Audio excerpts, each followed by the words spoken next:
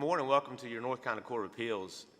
It's first time I've been in here in a year, so it's a little unusual, so bear with me for a minute, but welcome back. It's good to be back. We have, I want to introduce, I have my judge on my right is Judge Jefferson Griffin, and judge on my left is Judge Darren Jackson. And we appreciate y'all being here today. We have one case on the calendar, and the case is FMSH versus North Carolina Department of Health and Human Services in Centaur. I think you have 30 minutes, but we're going to ask questions as long as we think we need. And I think y'all have decided to divide 20 minutes for the department. Is that correct? And so I'll kind of watch the clock and give you sort of warnings. But I mean, if we get into like close to the end and we're firing questions at you, that's fine. So don't get too freaked out about the time, because we want to make sure we understand this case. But we'll try to stay within the time limit. So if you're ready, we'll hear from the department.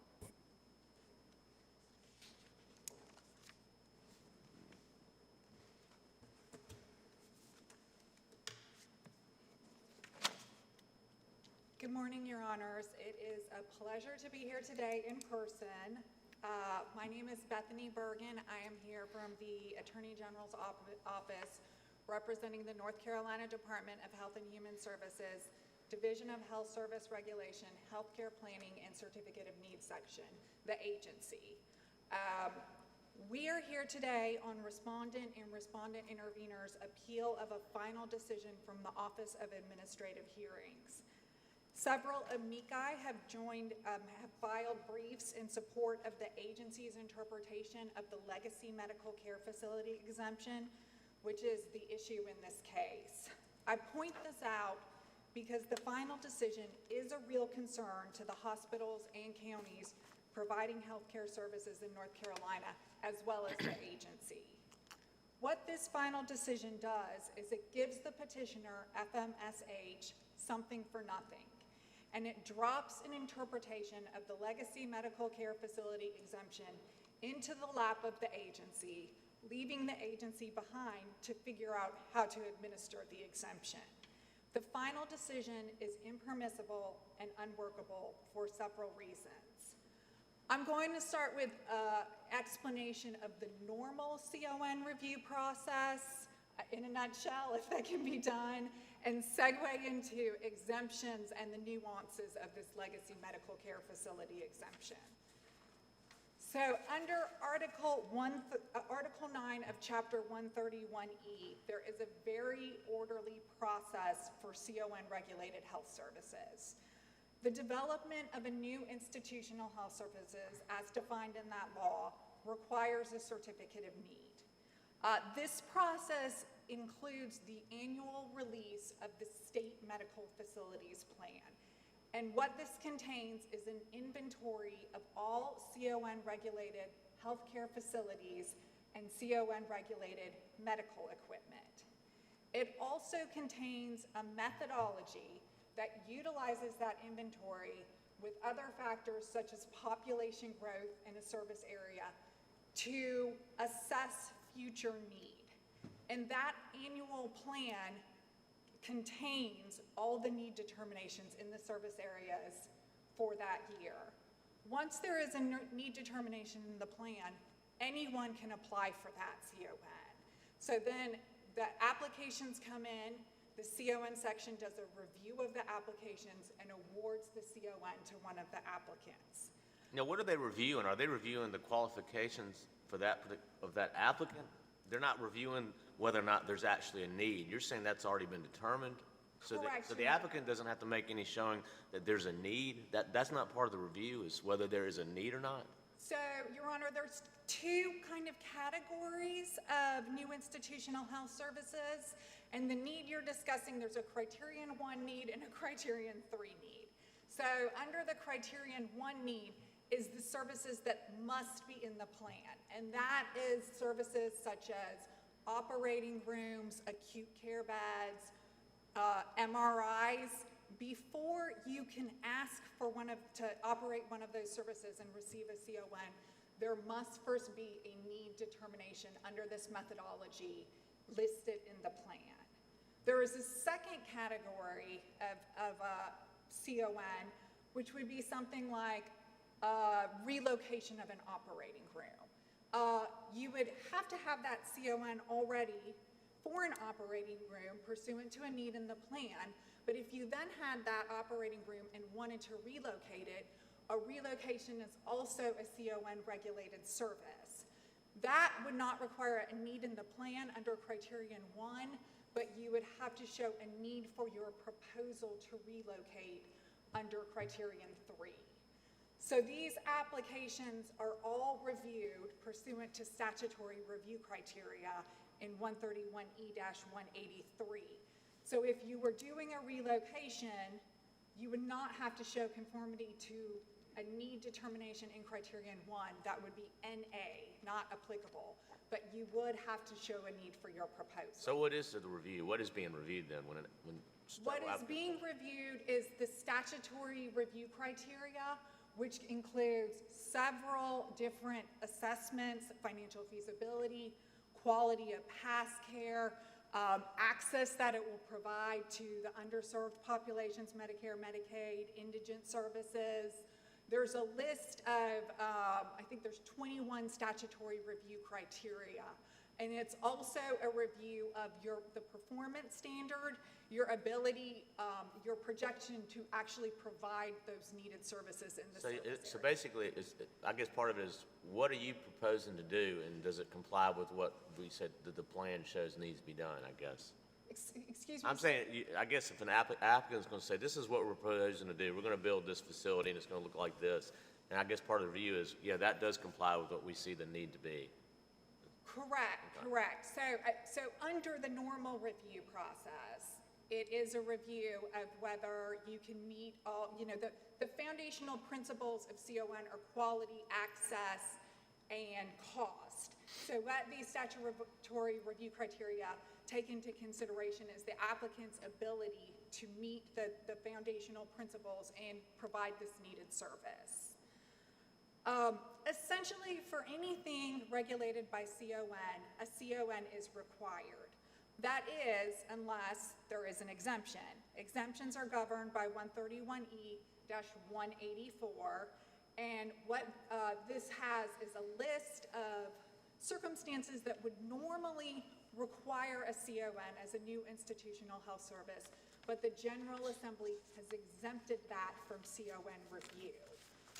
An example for the court, an expenditure of greater than $2 million on expanding a health service requires a CON, and that would be under that need for the proposal, not the need in the plan. But if you'll look at 184A, there's a list of about a dozen circumstances where the General Assembly has said, you don't need to apply for a CON, just go ahead, it's exempt.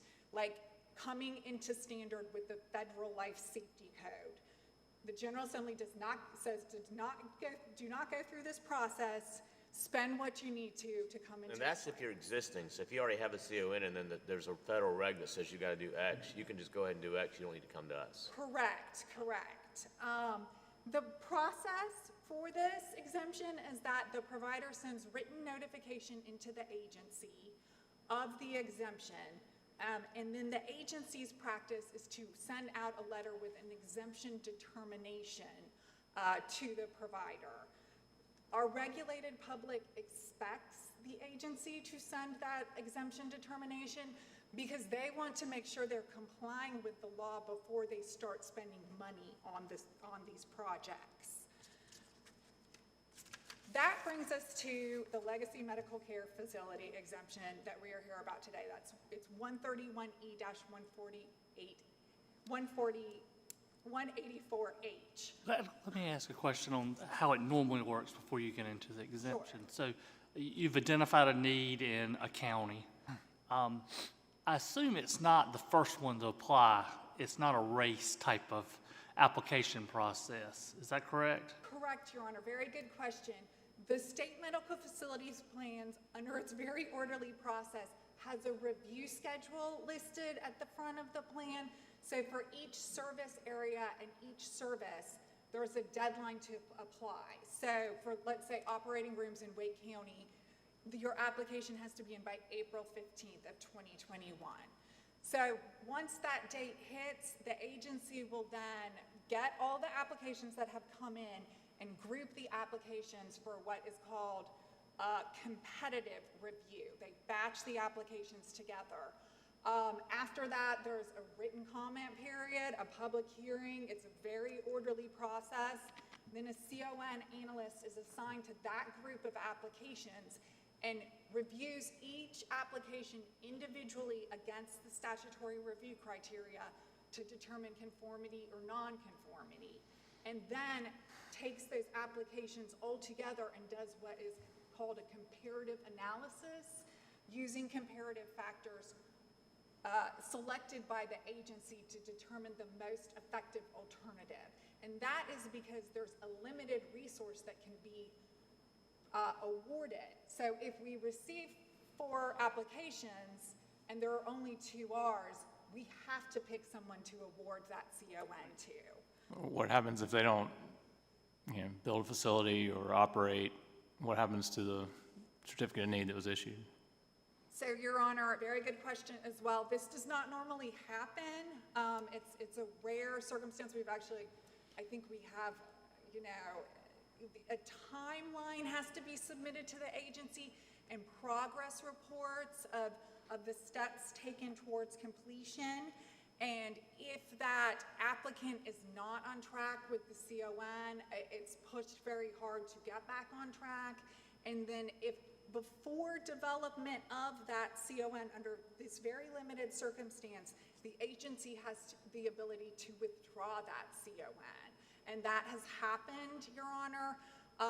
Usually the first go round, we settle that case and try to get the applicant back in line on that time schedule. But if they're just not doing it, we would withdraw that CON, and then it goes back to the normal CON review process. The services would go back to the plan. Let's say it's the 2 ORs. Those 2 ORs would be subtracted from the inventory, and then the methodology would then be used to calculate the future need again. What if they close? What if just somebody closes, and doesn't do anything and they've disappeared? How long does it take before somebody else can step up and say, I want to do this? Well, that takes us into the legacy medical care facility exemption. So under the normal process, if a facility closes. Wait, so if I close and then leave the country, you say it does fall within the legacy, so somebody can just step up and say, I'll open it? They don't have to acquire it or reopen it? They can just... No, they would have to acquire or reopen. Well, my question is, what if I just close it and I'm gone? What if somebody wants to come in and do it, what do they have to do? So under your example, what would happen is those services would go back to the plan and say it's 2 ORs. The 2 ORs would be subtracted. How long would that take? Like in a year or 5 months? It would be in... Is there anything in the statutes that address that? Because I see the statute addresses if they haven't opened and they're way behind, they've never opened, but if they've opened and then they close, is there anything in the statute that addresses that situation? Well, the statute says in 131E-181 that a CON is only valid for the scope, location, and person named in the applicant. So if the facility closes, the agency then considers that CON invalid. And that service then returns to the plan, and it is a lengthier process, Your Honor, and that's somewhat of what this exemption. So they have the discretion in that situation to withdraw or terminate or whatever the CO, because you said the statute says you can do it, they have discretion if they've never opened. So my question is, what's the agency discretion if they've opened and then closed? If they open and then close, the agency views that as the CON becoming invalid. Unless it is a legacy medical care facility. And then another option, the agency cannot withdraw that CON at that point. It's a very limited circumstance before the CON is developed, before the CON holder has invested its money in developing and operating that service. Before that investment, the agency can withdraw a CON. After that, it either becomes invalid and returns to the plan, or it's relinquished many times. If the facility shuts down and has no intent of operating anymore, which is not a very common occurrence, Your Honor, but many times in those circumstances, the facility owner will send a letter to the agency notifying the agency. But if they don't, there's nothing in the statute that really addresses what happens. Am I correct in that? I mean, I just closed. I mean, you can't withdraw it, you just said, because I've already opened it. So I don't know what the terminology is, but is there something in the statute that addresses it, or is it deemed abandoned or anything like that? Well, that's what the agency has the agency's interpretation is that once it closes, if it doesn't fall in this legacy medical care facility exemption, the CON then becomes invalid and returns to the So plan. does the state do their plan every year? Is that what they do? Correct. So I guess what would happen is the state would see, okay, now there's a need because we're seeing that it's not being, and then it would, maybe that's what happens. I'm just trying to think. That's correct. Well, what happens is say the two ORs shut down, then that goes back to the plan. Two ORs are subtracted from the inventory in the plan because they're closed and there's no longer a CON for it. The CON is invalid.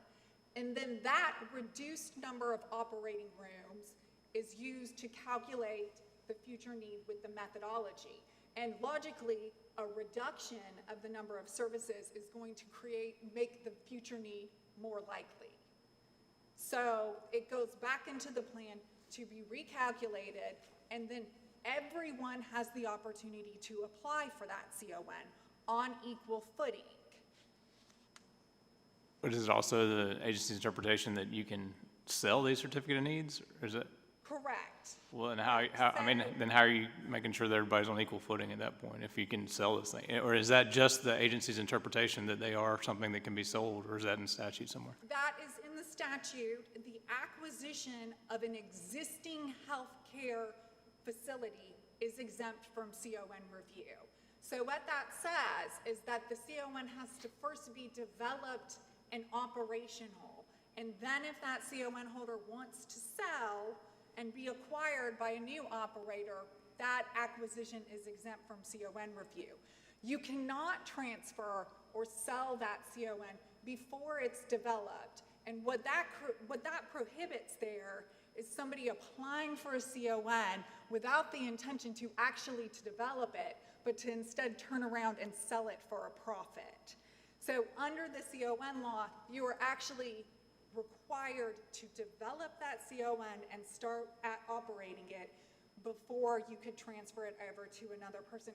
And you know, Your Honor, that's a situation. I mean, the statute contemplates deaths for transfer.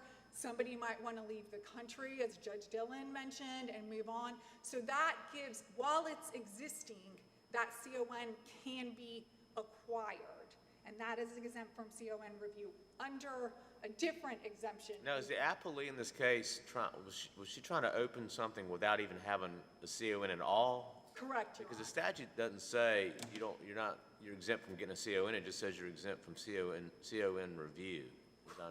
That's That's one of your correct. arguments, I'm trying to understand, okay.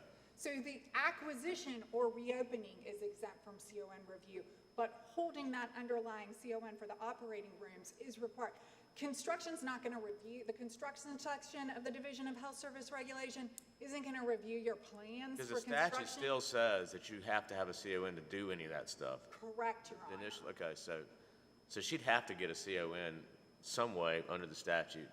Correct, and the administrative law judge agreed with that interpretation that we both agree with right here. What he said that is an impermissible interpretation of this legacy medical care facility exemption was that instead of FMSH being required to acquire the CON from Centara Regional Medical Center, the agency was required to transfer the CON from Centara, to take the CON away from Centara that they legally have a right to, and then transfer that CON to FMSH. That interpretation is problematic for several reasons.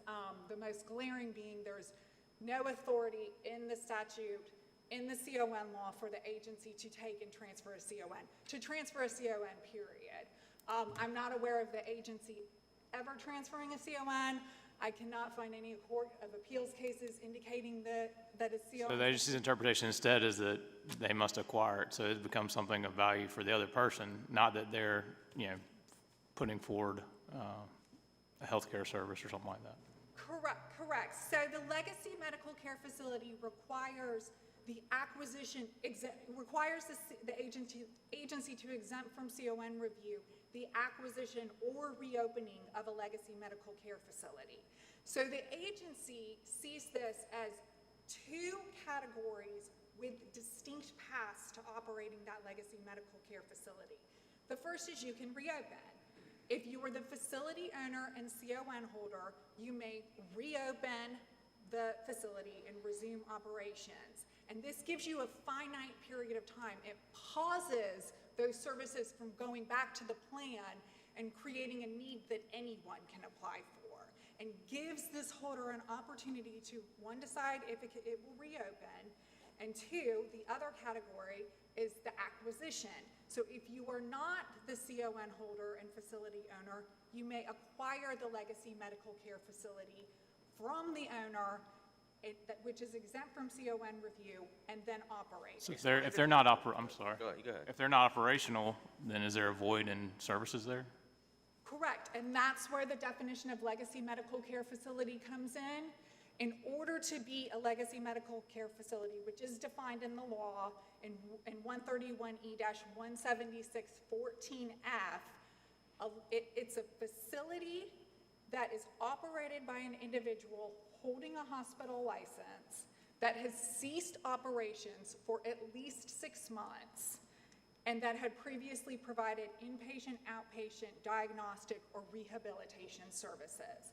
So once the facility meets this definition, it can then be reopened by the current CON holder or acquired from the CON holder for a new person to operate that legacy. But what happens if the person doesn't want to do anything, doesn't just leaves the country? When does it drop back in and becomes a need again that anybody can apply for? So if it is a legacy medical care facility, it pauses that for 24 months. So It's a finite period of time for that if provider. I close, then the county's just going to be without services for 24 months, and I can hold them hostage. So That's where Mr. Kirschbaum comes in. Okay. There is a reversionary interest to counties that have conveyed hospitals.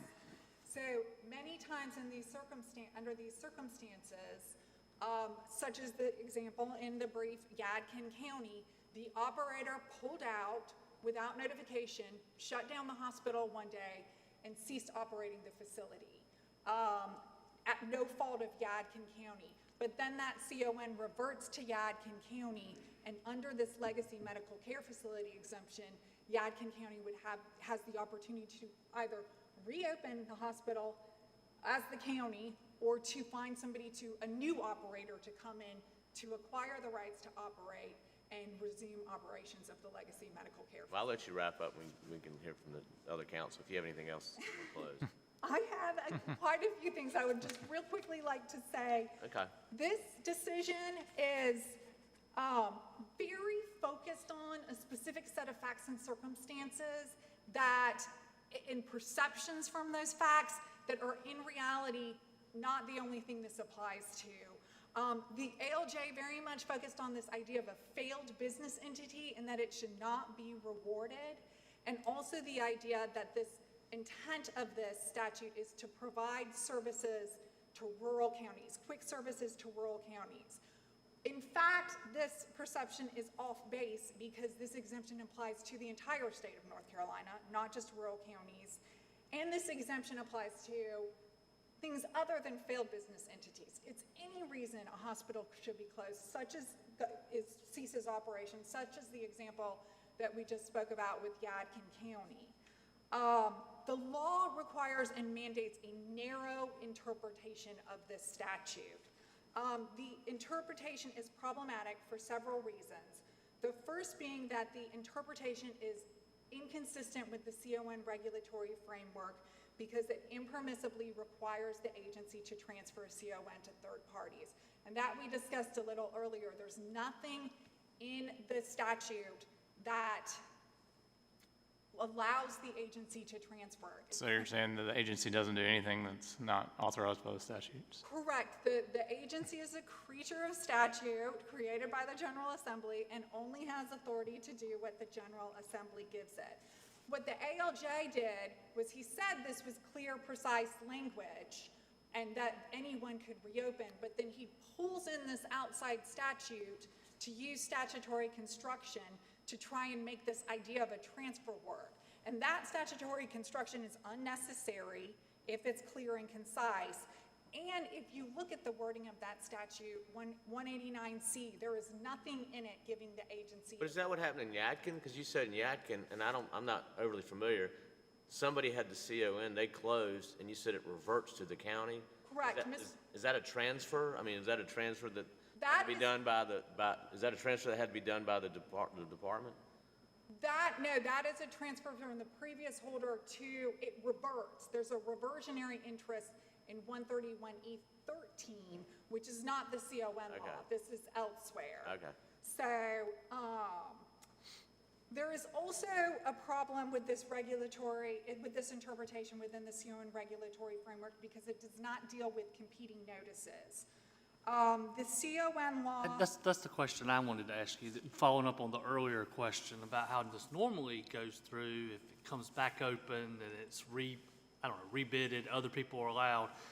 It seems like FMSH's position is that the first person to send this notice has claims on this reversionary CON or whatever. And I mean, is that really the state of what the law is in this particular area? No, Your Honor, the law gives no regulatory framework to deal with competing notices under this idea of an agency transfer. How the agency has historically interpreted this exemption, because we have received competing notices to reopen. That happened with Pungo District Hospital. And how the agency dealt with this is the agency notified each person submitting the notification that this was exempt from CON review. It was a legacy medical care facility. However, there were competing notices, and whomever acquired the facility had the right to operate it. And this is a solution, an interpretation that's reasonable and results in not creating chaos and confusion. Had the General Assembly intended the agency to deal with these competing notices, it would have given a framework to do so. The last issue that Mr. Kirschbaum will address and that the amici have talked about is this improperly usurps property rights of these CON holders, which is against the law in North Carolina. Understanding how this regulatory framework works and the CON law is exactly why this court time and time again has given deference to that the agency's interpretation of the statutes it administers. It has the specialized knowledge and expertise to interpret the CON law. Let me ask you one more question.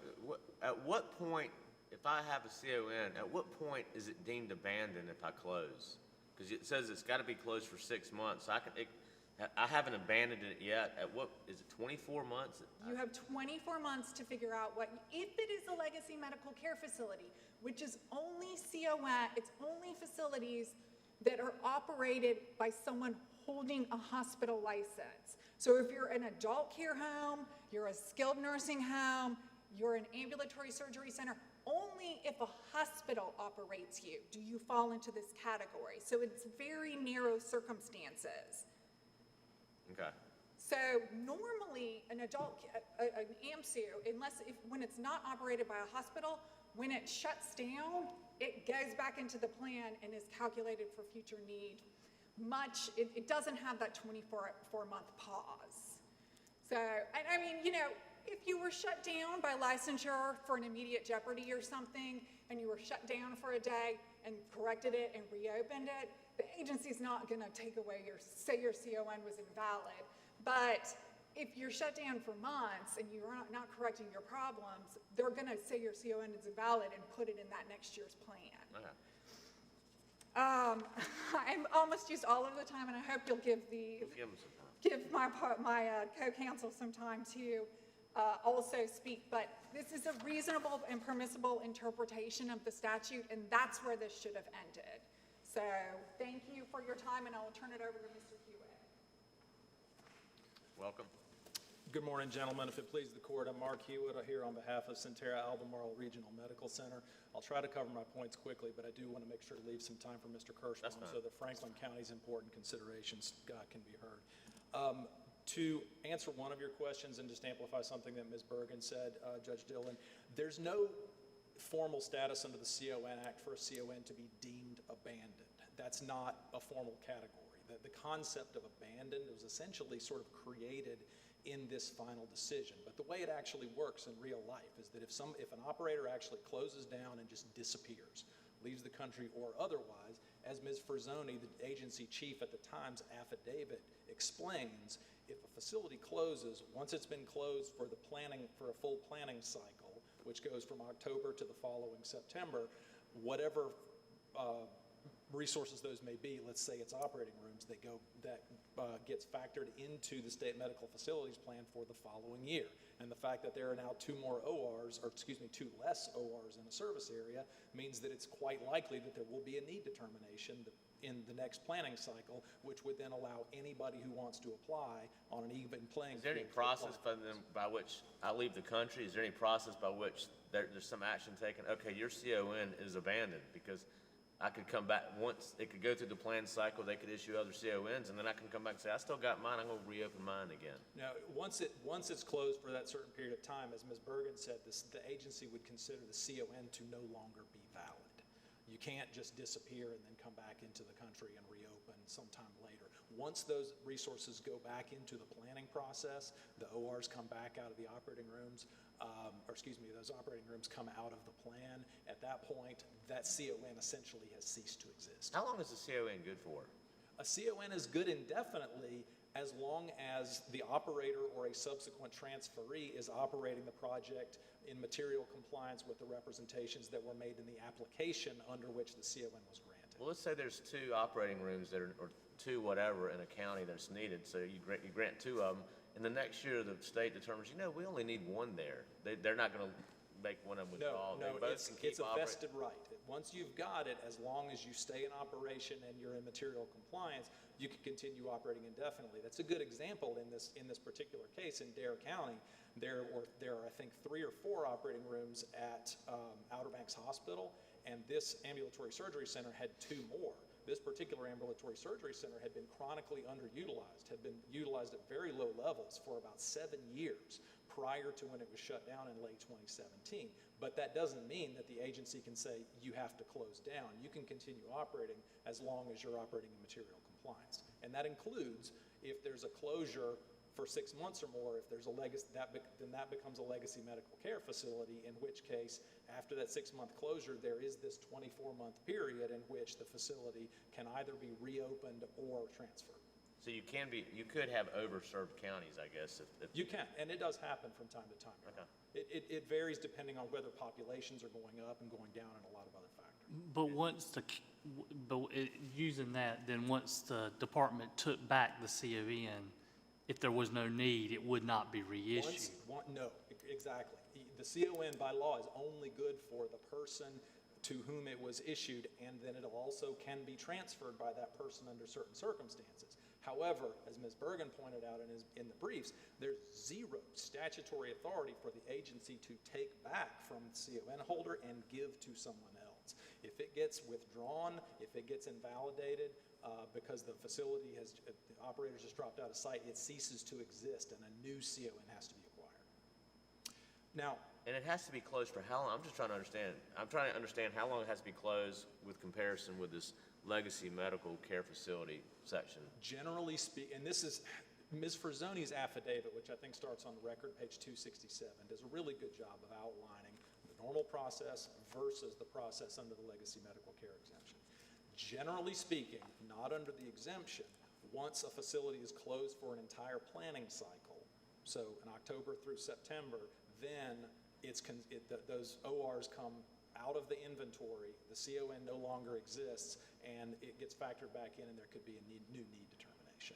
However, if it fits the definition of a legacy medical care facility, one component of which is it has to be closed for 6 months, and another one, the license has to be held by a hospital.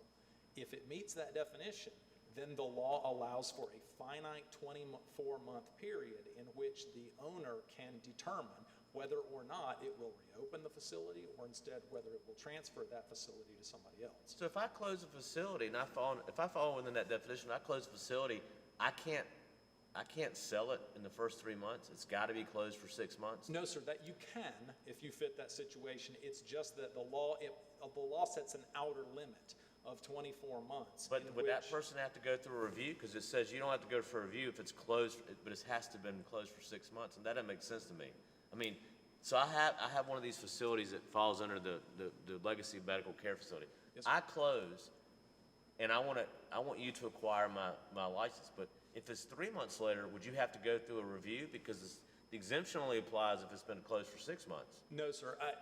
There's no legislative history, as you know, but the way the exemption is worded, you only meet the definition if it's been closed for more than 6 months. However, that doesn't mean that an operating facility can't be transferred. It doesn't mean that a facility that's been closed for 2 months or 4 months can't be transferred. It's just that once it's been closed for 6 months, it then meets this special category where if you're a hospital licensee, the law then allows for those particular licensees in those circumstances to have a set period of time that they know that they're going to have to make a decision whether to reopen or Well, transfer. my question, if I'm a hospital, whatever, I mean, and I'm not a doctor, so I don't quite understand. But if let's say I have a hospital that falls within this thing, but I close. Yes, sir. And so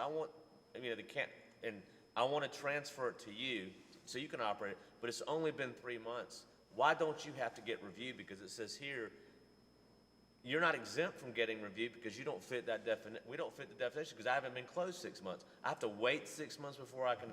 You just fit a different exemption. Your There's Honor, another there is a different exemption under I can't remember exactly which subsection it is, but 131E-184A sets forth about a dozen exemptions. And it applies to hospitals or whatever. Well, the legacy medical care facility one only applies to hospital licensees. There is a more general exemption. That would in apply a to different hospitals as subsection well. that is for any acquisition of an existing health service facility, which fits the situation that you're talking about, hospital or otherwise. So that avenue does apply. That avenue is out there. It's just under a different exemption. But this gives more time if you're a hospital. That's exactly right, Your Honor, and that makes perfect sense. Part of the reason that the agency's interpretation is reasonable is because there are, even though it's not really recognized by the final decision, there are lots of reasons why a facility might need to close for 6 months. It could need extensive renovations. It could be the Yadkin Hospital situation where there's an operator who's operating under contract and that operator closes down unexpectedly and leaves the county having to scramble to find somebody else. And so it makes perfect sense for the law to take that into account and avoid the harsh consequences of the county having to county or whoever the hospital is having to immediately lose the right to operate that facility in the future and allow for an orderly process where the county has a certain period of time to elect it can either reopen or it can transfer to someone else before that CON simply So the way you goes away. say the statute works is if I close a facility, I've got 6 months, I can transfer it without any review. But if I haven't transferred it and it's gone a year, it drops back into the bucket and they can do it unless it's a hospital. And if it's a hospital, you get the 2 years. You get this extra time. That is the way it works in practice, Your Honor. The statutes don't set a hard deadline of 6 months. It's the way the agencies practice, and again, it's covered in Ms. Frazzoni's affidavit, is that once the facility closed, generally speaking, if you're not under a legacy medical care facility exemption, generally speaking, once a facility closes, if it stays closed for a whole planning cycle, that's when those resources go back into the planning process. But there's nowhere in the statute that says it's normally 6 months. Where it does say in the statute is under the legacy medical care facility exemption. Once it's been 6 months and it's a hospital licensee, then you have a 2-year period of time to make that. So the way they interpret it, so if I'm not a hospital and I close in November, you got to wait almost 2 years because I haven't been closed the whole year. That's correct. That can bizarre, happen. I And mean. it does take time for the process to work its way through the planning process, Your Honor. it does potentially lead to the possibility where there can be a gap of some period of time for certain services, but it also it establishes an orderly process where the planning process can determine whether or not that county needs more ORs, for example, because it's possible that the population has dropped or utilization has dropped and there simply isn't a need anymore. And, Your Honor, I want to point out that the final decision says that the agency's interpretation would lead to an absurd result to allow what it consistently called a failed entity to control the health service facility. We thoroughly disagree with that for a couple of reasons. Your Honor, first of all, the only way in which a situation like this leads to the loss of access to health care for a community is if A, the original holder of the CON doesn't reopen the facility, and B, the original holder of the CON isn't willing to or doesn't transfer to somebody else. And there's no evidence that Centera, my client, the original CON holder, was unwilling to transfer it in this case. Remember, we're only here because FMSH never even tried to contact or to acquire Centera about the acquisition of the facility. They simply sent a notice into the state saying it's ours now.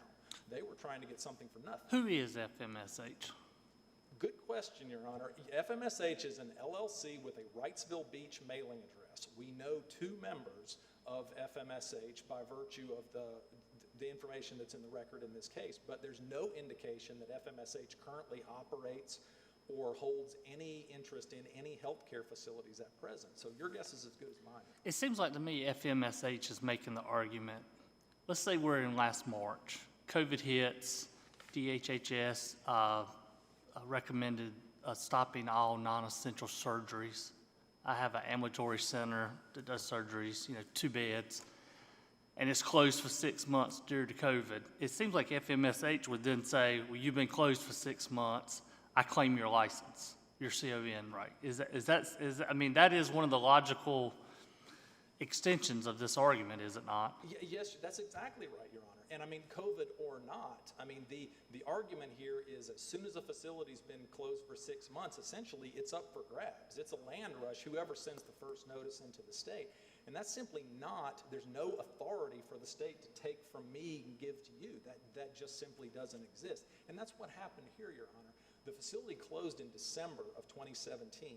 License expired January 1 of 2018. It was barely 6 months later, June 25th, 2018, when FMSH sent its initial letter to the agency saying, hey, we're opening it, we're reopening it. They never even tried to contact Centera about actually doing that. And hypothetically, if their interpretation survives, it would work a taking of Centera's assets because, as you know, a CON is an exclusive legal right to operate and offer that facility.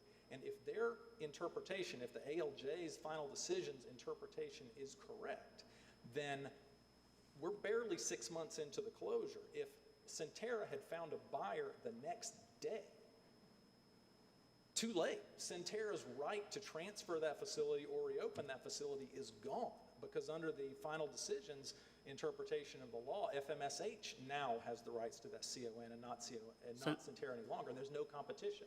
So the states recognize that you have a vested property right, and it's basically said, but there's also a public interest in having these CONs are limited. We have a public interest in making sure people have health care, and so we're going to give you up to 24 months to sell your property right.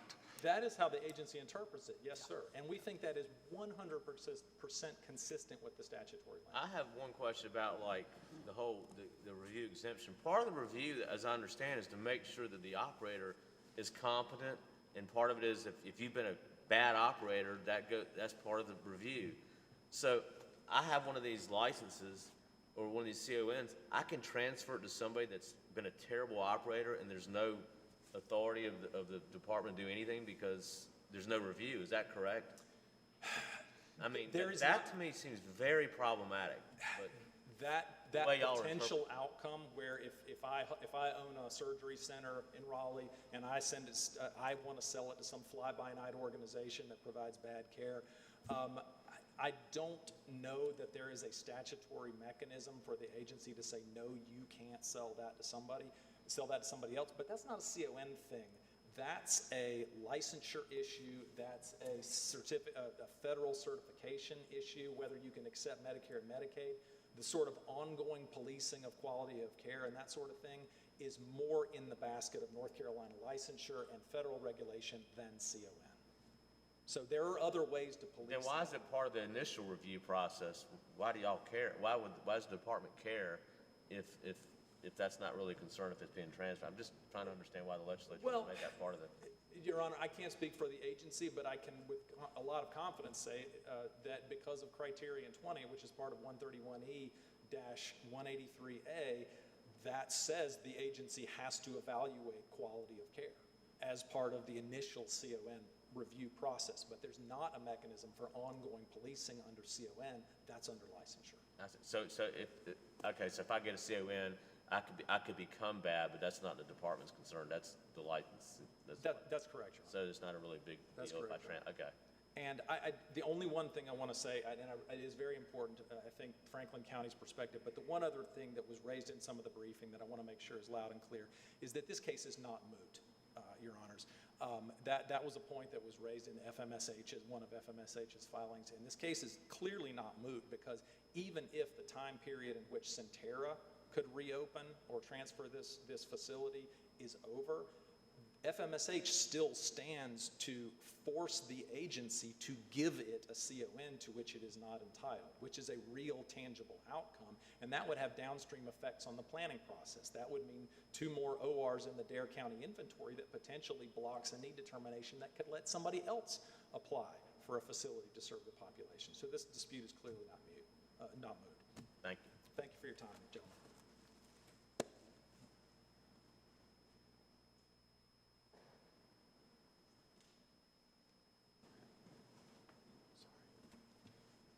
Good morning, Your Honors.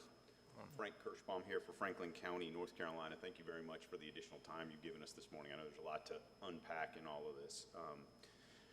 We at Franklin County are the facts behind our side of this case.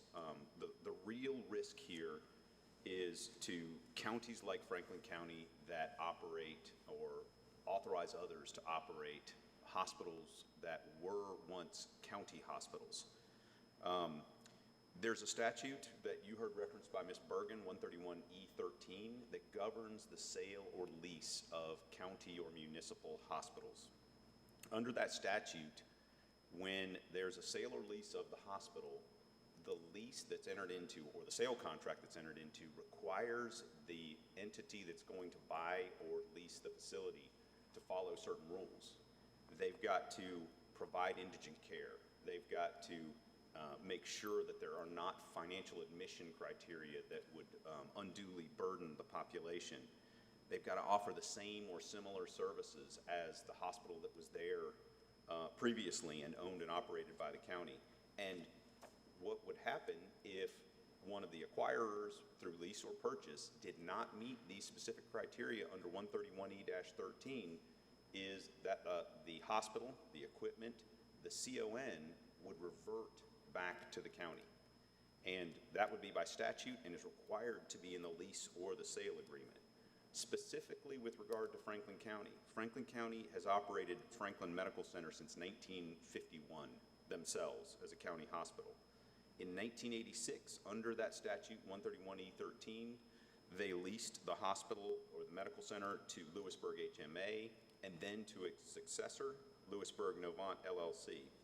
In 2015, Lewisburg Novant abruptly closed its doors, exactly as you were just describing with some of the fact patterns that have been discussed. And it caused the hospital and the CON to revert immediately back to the county pursuant to the lease. It also caused a shutdown of services. But we're talking about these time periods of 6 months and 24 months, and it sounds like a long time, but these facilities are not like light switches. You don't open one up the day after one shuts down. They are complicated, they're heavily regulated. It is a big undertaking to get a facility opened or reopened. So when that facility, Franklin Medical Center, shut down in 2015, the county immediately began looking for someone to reopen the hospital. It wasn't in a position to reopen it, so it started looking for someone else under 131E13 to to purchase or lease the facility and to continue to meet the criteria that the previous operator did. And it took nearly 2 years before they could find an appropriate party and they could enter into an adequate lease for the services to be reopened in Franklin County. If the final decision in this case were to stand, Franklin County would not have been given that opportunity. That 2-year period would not have been permitted to run if anyone else had stepped in after 6 months and said, I'm sorry, we're opening the hospital. We're going to reopen this hospital. The reversionary rights that are found under 131E13 would have been thwarted. The requirements under 131E13 would have been avoided, because if someone else had said they're going to open a hospital, everything under 131E13 that's required would have been bypassed. And these leases exist throughout the state. This isn't just Franklin County, but Franklin County has been through this process, and they've taken the time to enter into this lease, and they are living under a lease right now with DLP in Franklin County, who is operating Franklin Medical Center. And in the event that anything should happen, and we have no reason to believe it will, but if anything should happen with that current lease, a 6-month period of time is not sufficient for Franklin County to go through the process that's required to vet potential lessees or purchasers of the facility and to get the hospital reopened. So they've worked for nearly 70 years to make sure that there are local services offered in Franklin County, a rural county, and to the residents. Those are emergency services, and those are care for the indigent. And under the statutes, they're entitled to that reversionary interest. They're entitled to do what they can to reopen their facility and to protect their citizens.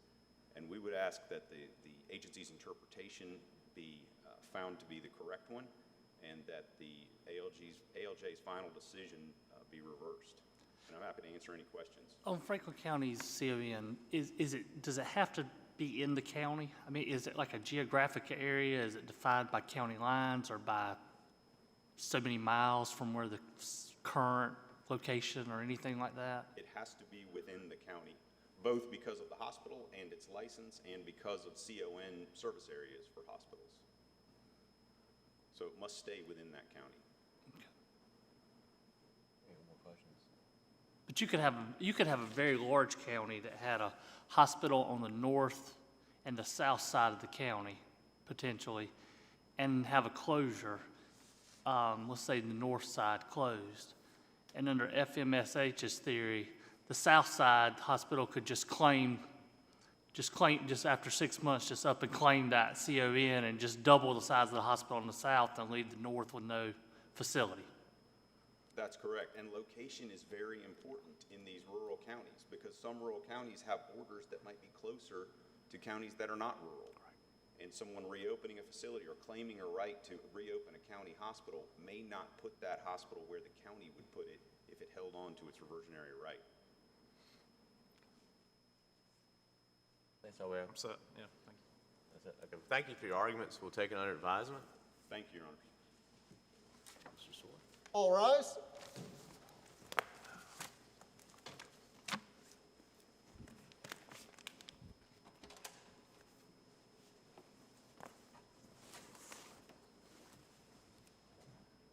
This session